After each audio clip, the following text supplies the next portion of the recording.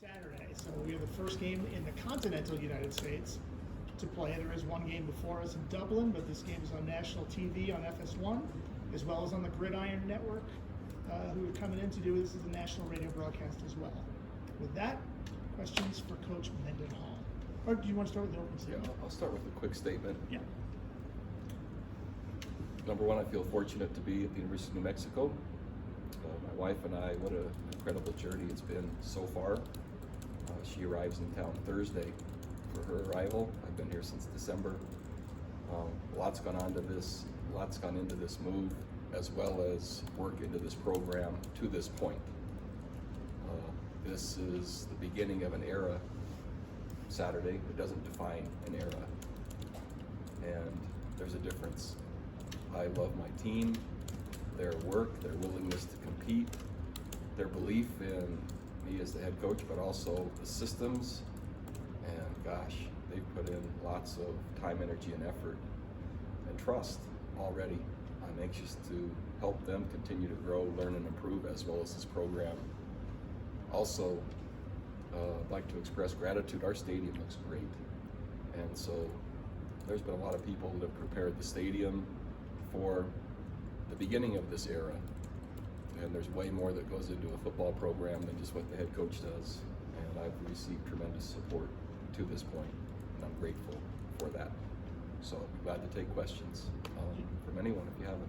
Good question and a follow-up. Sean, I'm sure you want to go first. Yeah, let's dive into Montana State. One of the He forced you to go first, didn't he? I That got was forced. forced. One of the best teams in FCS offensively last season. I think they averaged just under shade under 40 points a game. When you look at what they did last year, what stood out about what made them so successful? Yeah, I think when you're talking about Montana State, you first need to frame it as you're talking about a football program, not a football team. There's a difference. There are teams that flash in and out. There are teams that are consistent or not consistent. Once a team becomes consistent year in and year out, it starts moving toward a program. And so Montana State's done a really nice job of establishing a football program. Their identities are clear, both offensively and defensively. They have systems they believe in. They've recruited personnel to fit those systems. And they've identified and developed a really nice culture and have had success. So this is a seasoned, experienced, well-coached football program, regardless of level. I don't really even acknowledge that. I look at the quality of players, the quality of systems, the quality of coaching, the quality of programs. Whatever precedes that in terms of F, whatever, it doesn't matter to me. And so I'm impressed. Dan? Michael, could you talk about just the opportunity that you guys had, like Frank at the beginning said I was going to be the only game out there, one of the only games out there, and how many eyes are going to be on that, because there's a lot of eyes going to be on here already because you're here. You talk about that opportunity. I think it is an opportunity. And does that mean now all of a sudden we prepare harder because of that opportunity? Does it mean that we I don't know, act differently? You can't act harder or more different than we are trying to move the program forward. However, is it an opportunity? Absolutely. Will impressions be formed about me and our team on Saturday? How could they not be? There are all kinds of challenges to a week 0 game, but there are all kinds of benefits to a week 0 game. And so we have both. And at this stage for the program, for all eyes to be honest, what better way to start? And that comes with leadership, right? I'm accountable for the results, but I'm also accountable to find and help and leverage opportunities when they come. And that's what this is. And so all eyes on Albuquerque and New Mexico football. It's been a while. And what better start? And just to follow up to that, kind of a different subject, is it surprising to you have you ever worked and had an AD leave in the same week that you were debuting? No, but let's just address that really squarely. Eddie Nunez did an exceptional job at UNM, and man, new opportunities come when you do great work. And so anything other than gratitude and excitement for him doesn't seem to be aligned. So both Holly and I are super excited for his opportunity grateful for the chance we had while he was here, appreciative of all the work that he's done, and really now what changes? I was hired to coach the football team. Regardless of who I answer to, that doesn't change, and I intend to do that at the highest level of my capability, with great principles, great morals, and great outcomes over time. Who I get to work with, we'll find out, but I have only just congratulations and best wishes for Eddie. And timing, it really doesn't matter, to be honest. It hasn't changed one bit of any of the days that I've had. And so it will change the university landscape, it'll change the athletic department landscape. I've got way too much going on than really be affected by that. Let's go Jeff from the Journal, then we'll go Lauren. Bronco, you talked about getting off the ranch, you had to have alignment with the leadership. So I'm curious what role you want, now that you're already here and a new leader's coming in, what role would you like to take in the next selection of an athletic director? You know, I trust our leaders. So President Stokes has, our relationship has been brief. Normally it takes time and consistency and results to establish trust. That's happened pretty quickly here, and so President Stokes will do an amazing job. Track record shows she knows how to hire an athletic director, so I trust that will happen. And quite frankly, I'm going to coach our team. There's a lot that I have going. If my opinion is asked, I'll be glad to share. If my advice is warranted or requested, I'll be glad to share that. Other than that, I don't intend to be involved, and I'll just trust the process. Lauren?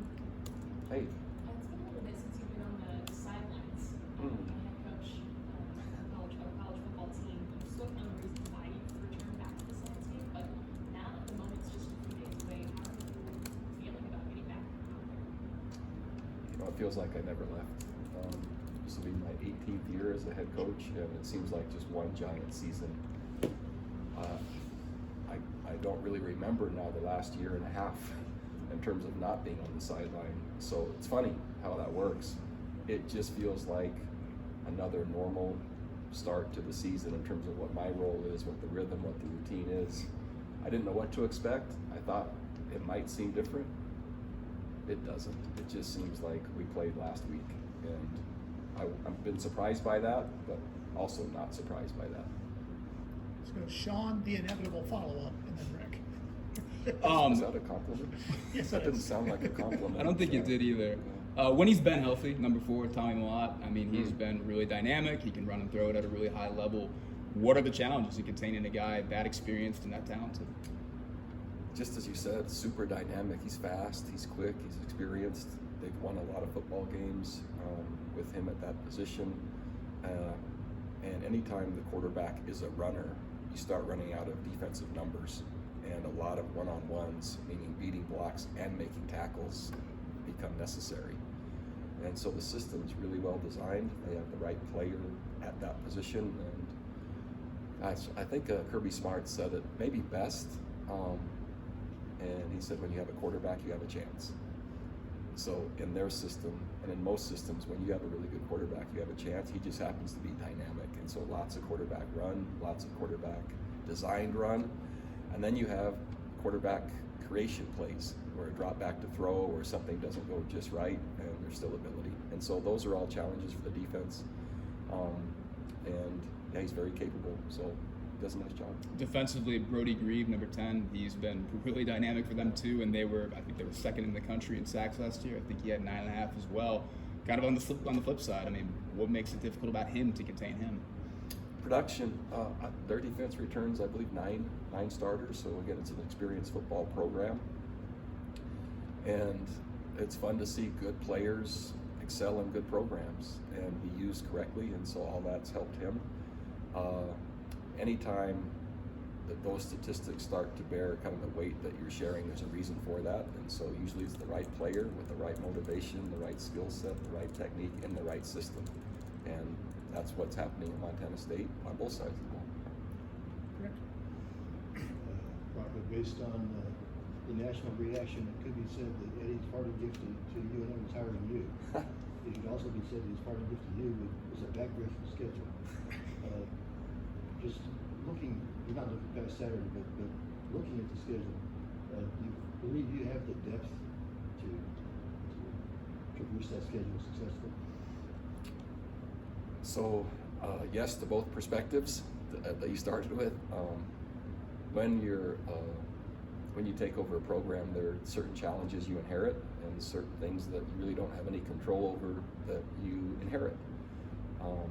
Every one of those is a learning opportunity. Is our depth capable of handling the schedule? It has to be. And my job, quite frankly, is to make that happen.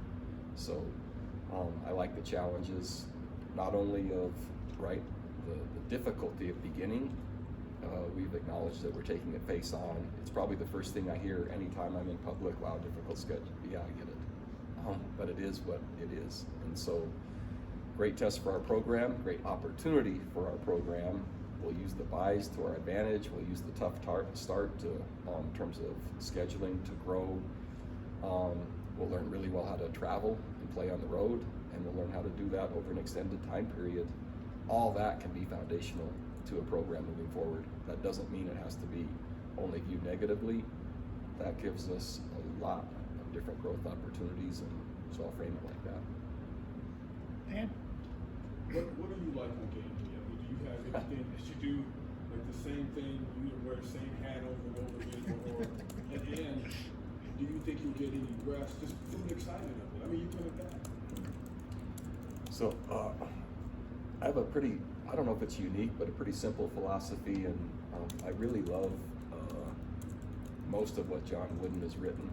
And in one of the conversations that I received a transcript on, he talked about maybe his ideal, and this will be paraphrased, maybe his ideal would be that he could put his team on a bus or on a plane and they could go off and play and he wouldn't be missed. They're so prepared, they're so player-led, the execution and preparation is at such a level that he wouldn't be missed. I work hard to be irrelevant on game day, and that might sound counterintuitive, but that just means that the team has been so well prepared, they're so confident, they're so united, the player leadership is such in place, our adjustments are already set, that I could watch and enjoy what work we put in. My team knows, and even though we haven't been through a game yet, what I've shared them is the closer it gets to the game, the less that I speak, the more I expect them to speak. And so it's atypical. If someone were to mic me up on game day expecting that would be valued content, it would be a lot of silence. But what I do say, I mean, and when I do speak, I expect it to be done. That might be 5% of the game where you'll see something said or done where I actually influence at that point. If I'm speaking more than that, that usually means something isn't going well. And it means that I'm having to make corrections that were probably overlooked, unexpected, or not prepared for before. And if I'm saying nothing and looks like I'm doing nothing, great. It's a good day. Yeah, it's a good day. Let's go back to Sean. First time we're looking at a formal depth chart. Isaiah is listed as the sole backup. You said that competition could carry over into this week. Is that final, or is that kind of ongoing right now? It's final as of week 1, as is all the depth chart. I made a comment to you, I didn't expect many oars. Since the time we talked, gosh, the competition for some of the backup spots demanded oars. Starters, not so many, which I see as a good thing. I expect that to carry on for, gosh, first third of the season, maybe, from what I see. And I'm talking more now backup roles. Isaiah, man, did he make the most of his opportunities? Special spark, special production, and differentiated himself through both. And we didn't see it coming. We saw it in him, but yeah, it's been fun to see that. He's done a nice job. At the starting buck spot, you have an oar between Dimitri and Randolph right now. Randolph obviously coming in over the summer.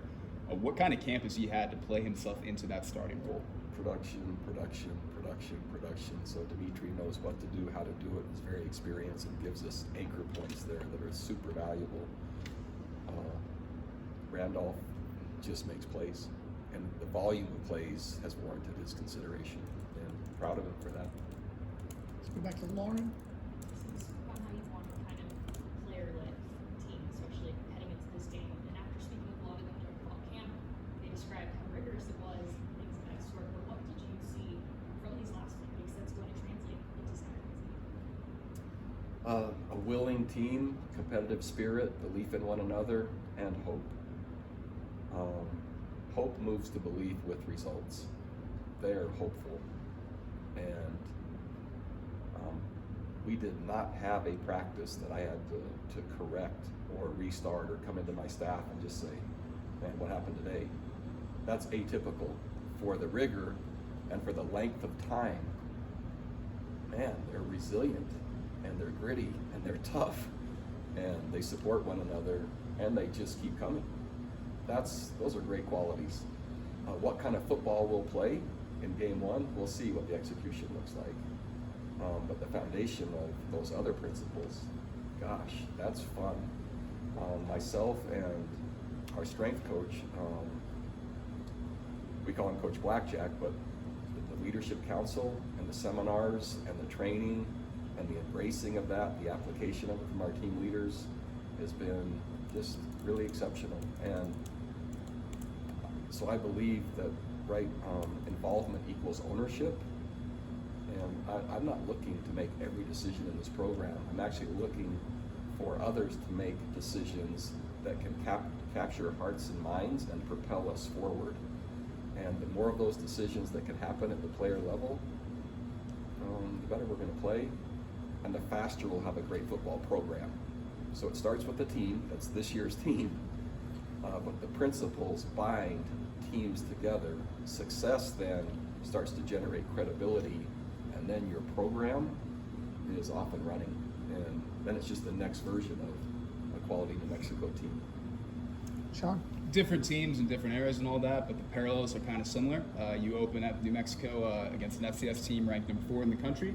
In 2016 in Virginia, you opened up against an FCS team ranked number 4 in the country. You lost 37-20. I guess in kind of a broader sense, I mean, what did you learn from that Richmond game back then in terms of where the program was at, and what lessons you've kind of taken from that in terms of building New Mexico? Yeah, the lessons, that was an impactful game. So after taking over the University of Virginia, an ACC program, a Power 5 program, and after success at BYU, opening with Richmond and at home. And I remember walking out at warm-ups and seeing Richmond, but also just seeing my team. And I came in the locker room after warm-ups and I told my coaches, we're in trouble. I was talking about really my players' demeanor. I said, go get with your guys right now. What I realized at that time is we'd spend all of our preparation. So there at the University of Virginia, our practice facility was not at the same location as our stadium. And when we went to the stadium, oversight on my part, lack of preparation on my part, but also just where the program was, we were tentative, we were uncertain, and the history there clearly was overriding. When they were in that locker room on that field, they immediately reverted and acted as if they were in that locker room on that field and expecting the same results that had been happening for some time. I underestimated that effect in that space. And so that was, gosh, the only FCS team in my career that had beaten us, and they beat us soundly. I thought the score was more lopsided than even that. It felt like it. And yet that's where we were. That was where we were. And that ended up helping me understand with more clarity. So I thought we were at the foundational level of the program. That showed me that was a false floor, that we were beneath that. There was probably 2 or 3 more false floors we uncovered through that season. There was a 2-10 season, which then helped me reframe and frame maybe correctly where the program really was. Then we qualified for postseason in year 2. The fans rushed the field when we beat Georgia Tech, winning 6 games. Over the rails, off the hill, here they come in year 2. I'm not sure that happens that fast without Richmond in year 1. Painful, yep, but foundational. And I thought after that game, there was the baseline to move the program forward. Again, as I mentioned, I found 2 or 3 other sub-floor basements after that, which then finally allowed us to put in the right strategy and mechanisms to move it forward, which then happened in year 2. I thought at Virginia, year 2 would have been year 1. We would have barely qualified for postseason, and then here we go. But it took 2 years. So what did I learn? Man, I've looked really hard. Have we been in our own stadium enough? Have we identified addressing the brutal facts of our history, right? Are we leveraging what our team can do, not only physically, but mentally and through their confidence? And games help, but they also keep score, right? So here comes feedback while it's counting. That's part of my job. And will I do everything possible to address all that at the same time? Yeah. Can I know truly before we play? I wish I could. I'll find out and we'll adjust. I'll learn and apply as fast as possible. And we'll do that every single week and move the program forward. And we will move forward. So that's a very confident statement. We will move forward. We will learn and apply. Where we'll start from, we'll kind of find out at the same time. Let's go to Rob, and then we're going to go to our out-of-town media. So Rob? Coach, there are so many things about your program that are unique. I thought I'd ask if there's anything in the way that you prepare your team game week that is really important to you that you'd like to share, or that maybe stands out from other programs that sort of are identifiers that are really important to you. I'm not sure how unique and different, and I have a lot of colleagues that I know and visited with for a long time just because I've been in the industry for a long time. I really spend very little time talking about or considering our opponent, which might sound counterintuitive. Yes, we play Montana State. Yes, they're a good football program. My entire focus is on the University of New Mexico. Our players, our assignment, our technique, our motive, our effort, our collective will, and what our goals are. And this just happens to be the team that's coming in that we play. And so I know in this setting, right, that I'm expected to address our opponent, and I will be next week and etc. It's really the only time I address our opponent. I spend very little time, if any, talking about our opponent with our staff or our team. And you might say, well, how do you be prepared? Here's the film. It doesn't matter to me the colors. What can we do? What do we need to do? How can we leverage our best opportunity to move the program forward? And this is just the next chance to do it. And I'm not caught up, nor do I ever even look at social media. I don't know what the line is. I don't know what any of you say, so don't worry. It just has no bearing. My job is to help these players do the best they can. And that's all I focus on. Sounds like your extreme effort that you talk about, it's extreme focus on you. What I've learned is there's only so much I can control, and I can't control one thing the other team does, or one thing that's written, or one thing that's done other than helping my team have the best chance possible. And that's all I have time for, and it's really all I care about. It doesn't mean it's the right way. It's just how I like to do it. Let's go to Coulter in Montana. Hey, Coach. Oh, right here. You gotta speak up a little bit. You mentioned the quarterback run game as part of Montana State's run game. Do they do anything different compared to other teams, including with the quarterback in the run game, Montana State? Yeah. Sorry. So the question was quarterback in the run game. Do they do anything like other teams that I've seen? Was that the question? Yes, exactly. Yeah. So run game, college football now, quarterbacks that can run, probably more typical than atypical. And so, I'll kind of go rock star style. There you go. And so, yes, we've seen great quarterback runners before. Gosh, I had a chance to defend Lamar Jackson wow. That was amazing. So yes, I've seen the approach before, but a great athlete at that position doesn't mean a great scheme or run game. And so I think Montana State's done a nice job of having a really good player at that position, but then gone to great lengths to have super design elements and complements to your answers, much like option football. And so really good player, really good scheme, seasoning, experience. Have we seen something similar? Yes. Identical? No. And that's probably the best way I'd describe it. Perfect. You get coached at Mountain West for quite a long time. Do you have any impressions from when he was at Wyoming? Is there any carryover or crossover? Do you see any of the Wyoming stuff like when Montana State's on? So the question, if I heard it correctly, was tying Wyoming to Montana State. Do I see any similarities? Is that the question? Yeah, so when I was in the league, Wyoming, different system, different style, and different coaches. So even though that era might have happened, I don't see enough to say, man, that looks like Wyoming, this or that. And so pretty distinct and different from when I've been in the league. And so,